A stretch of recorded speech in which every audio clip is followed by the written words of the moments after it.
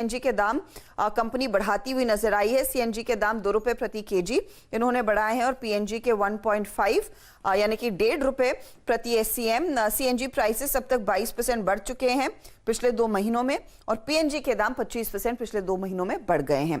मैस्टेक के लिए भी एक आज दिन है जहां पर स्टॉक में एक्शन देखने को मिल सकता है। दरअसल इनकी एक सब्सिडरी है, उसमें 29.45% हिस्सा ये 218 करोड़ डालकर उठा रहे हैं। कैश होगा जिसमें करीब 137 करोड़ का और बाकी ऑफ कोर्स इक्विटी शेयर लेंगे। लेकिन आज जिस पर आपने ध्यान देना है वो ऑयल मार्केटिंग कंपनियां हैं, आपके पेंट स्टॉक्स है, एविएशन स्टॉक्स है, वो सभी स्टॉक्स जो दरअसल कच्चे तेल को एक रॉ मटेरियल के तौर पर यूज करते हैं, क्योंकि कच्चे तेल के भाव $72 के नीचे ट्रेड करते हुए दिखाई दिए हैं। ब्रेंट, ये ओमिक्रॉन की चिंता की वजह से डिमांड कम होने के आसार बन रहे हैं और उसके बाद वो प्राइस करेक्ट होता हुआ दिखाई दिया। तो ये तमाम वो स्टॉक सेक्टर्स जो फोकस में रहेंगे गिरते कच्चे तेल के प्राइसेस के मद्देनजर। काफ़ी सारे स्टॉक्स आपको नीरज जी और सुमित जी की टीम में यहाँ से जुड़ते हुए दिखेंगे, जहाँ पर पहले चर्चा हुई और बाजार खुलने से पहले हम उनके प्राइसेस भी चेक करते हुए दिखेंगे। अब बिल्कुल सही मौका है, कुछ खबरें आपको दिल्ली की तरफ से भी आती हुई दिखी। हमारे economic policy editor Shri Lakshman Roy साहब जुड़ चुके हैं फोनर पर। वो आपको बताएंगे कि डाइवेस्टमेंट के चलते कौन कौन सी ऐसी चीज़ें हैं जो सरकार ने और स्मूदन की हैं। लक्ष्मण जी नमस्कार, शुभ प्रभात। आपके सामने कोई पॉलिसी गाइडलाइंस दोबारा रिलीज गई हैं पब्लिक सेक्टर एंटरप्राइजेस के डाइवेस्टमेंट के लिए, उन पर टिप्पणी कीजिए। जी सर, गुड मॉर्निंग। बेसिकली सरकार ने new public sector enterprises policy के लिए गाइडलाइन जारी की है, जिसमें महत्वपूर्ण बात यह है कि इस गाइडलाइन में कहा गया है कि जितनी भी ये सरकारी कंपनियां हैं जिनके मूवेबल एसेट्स हैं, चाहे प्लांट हो, मशीन हो, उनको जब मोनेटाइज किया जाएगा तो एमएसटीसी के जरिए किया जाए या फिर एमएसटीसी जैसी दूसरी ऐसी एजेंसी हो उसके जरिए प्लेटफॉर्म पर ये किया जाए, ताकि ज्यादा ट्रांसपेरेंट तरीके से इन कंपनियों के एसेट को मोनेटाइज किया जाए।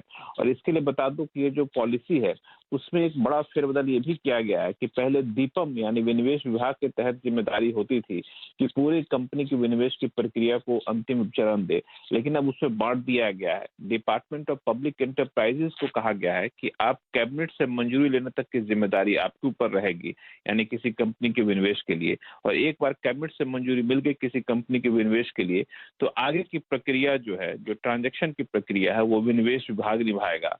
और अगर किसी कंपनी को बंद करने का फैसला लिया गया है तो बंद करने की पूरी प्रक्रिया डिपार्टमेंट ऑफ पब्लिक एंटरप्राइजेस निभाएगा। यानी विनिवेश की पूरी प्रक्रिया को 2 विभागों के तहत बांटने का भी फैसला लिया गया है इस पॉलिसी गाइडलाइन के तहत।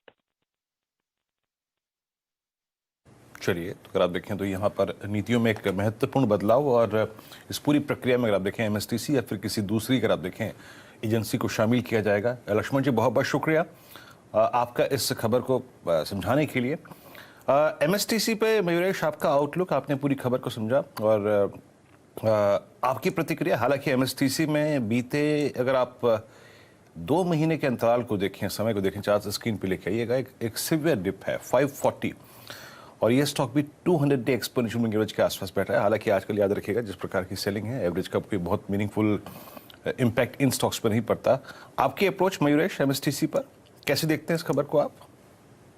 तो न्यूज काफी पॉजिटिव है वीरू जी। तो आई थिंक जो नई पॉलिसी और सरकार जो नियम बना रही है, I think that is a step in the right direction, क्योंकि डाइवेस्टमेंट्स के जो टारगेट हैं पिछले 2 बजट के सत्र में आई थिंक अच्छे खासे मिस हो गए हैं।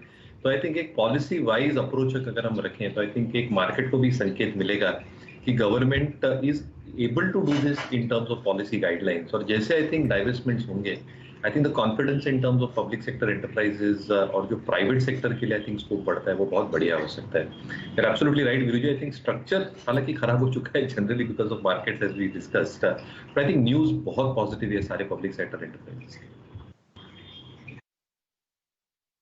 सकारात्मक न्यूज है, काम करेंगे। जब बाजार खुलेगा तो उसके बाद एक बार फिर से एमएसटीसी को अप्रोच करेंगे इस खबर के मद्देनजर। लक्ष्मण जी बहुत बहुत शुक्रिया आपका। अभी काम करते हैं स्टॉक्स एंड न्यूज। ये क्रम हर्षिता समझा चुकी हैं। 2 और पहलुओं पर बातचीत करते हैं और देखिए 2 ऐसे स्टॉक्स हैं जिन पर कवरेजेस स्टार्ट हुई हैं और एक है नाइका, जरा नाइका का शुक्रवार का चार्ट लेके आइएगा, और दूसरा है मैक्रोटेक।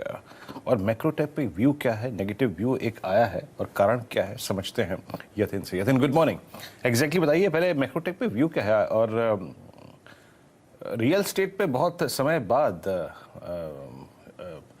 यतिन, कोई नेगेटिव व्यू आया? तो देखिए, जो सीएलएसए की रिपोर्ट है मैक्रोटेक यानी लोधा डेवलपर्स पर, उनका लक्ष्य है 1,000 रुपए। इन्होंने इनिशिएट कवरेज शुरू किया है, यानी नए रिपोर्ट इन्होंने लिखी है सेल रेटिंग के साथ। देखिए, मैक्रोटेक का डेवलपर्स का जहां तक ये सवाल है, आईपीओ के बाद लगभग 3-4 गुना ये स्टॉक हो चुका है और उसके लिहाज से सीएलएसए को लगता है कि वैल्यूएशंस महंगे हो गए हैं, क्योंकि यहाँ से जो साउथ मुंबई में और सेंट्रल मुंबई में जो हाई वैल्यू इन्वेंट्री है, क्योंकि इनके फ्लैट जो है 4-5 करोड़ रुपए के ऊपर की बिलिंग वाले हैं, वो इन्वेंट्री खाली होने के लिए सीएलएसए को लगता है कि काफी समय लग सकता है, वो मोनेटाइजेशन को समय लग सकता है और मार्केट जो है वो उसको पहले ही डिस्काउंट कर रहा है। इसके अलावा जो प्री सेल्स है, जो ग्रोथ हमने देखी है पिछले 1-2 तिमाहियों में, शायद वहां भी आपको धीमापन होता हुआ दिखाई दे और इसी को लेके सीएलएसए ने यहाँ एक सेल कॉल से इनिशिएट किया है, लक्ष्य रखा है 1,000 रुपए। दूसरा जो इनिशिएटिंग कवरेज रिपोर्ट